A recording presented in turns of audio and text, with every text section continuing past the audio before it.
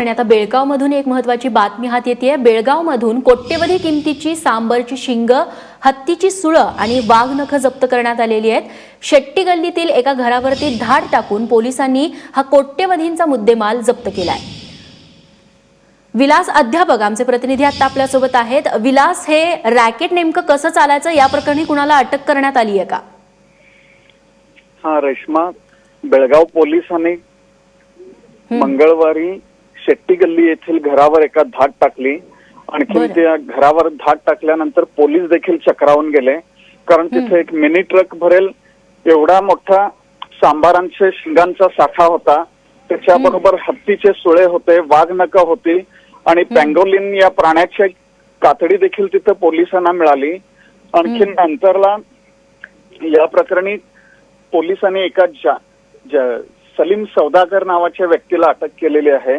आणखीन हा इसम जो आहे तो प्राण्यांच्या अवयवांच्या विक्रीच्या व्यवहारात गुंतलेला आहे। आणखीन बेळगाव मधून हे प्राण्यांचे अवयव, शिंग, वाघनख, हत्तीचे सुळे हे सगळे चीन आणि व्हिएतनामला पाठवण्यात येत असल्याचा पोलिसांनी संशय व्यक्त केलाय।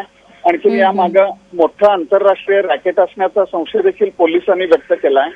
आणि ह्याच्यामध्ये आश्चर्याची गोष्ट म्हणजे पोलिसांनी ज्या घरावर धाड टाकून कोट्यवधी रुपयाचे प्राण्यांचे अवयव जप्त केले, त्या घरामध्ये भूताटकी असल्याची अफवा पसरवण्यात आलेली होती। त्याच्यामुळे त्या घराकडे कोणाचंच लक्ष जात नव्हतं। आणखीन लोक घाबरूनच तिथून जायचे।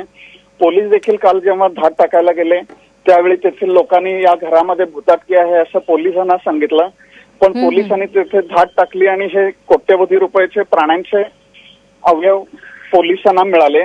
पोलिसांनी त्या सलीम सौदागरवर वन्य प्राणी कायदा 1972 अंतर्गत गुन्हा दाखल केलेला आहे। आणखी पोलीस अधिकारी आणि वन खात्याचे अधिकारी सलीम सौदागरची कसून चौकशी करत आहेत आणि यातून आता बरीच धक्कादायक माहिती बाहेर पडण्याची शक्यता आहे। रेश्मा, नक्कीच विलास, धन्यवाद तुम्ही दिलेल्या माहितीबद्दल।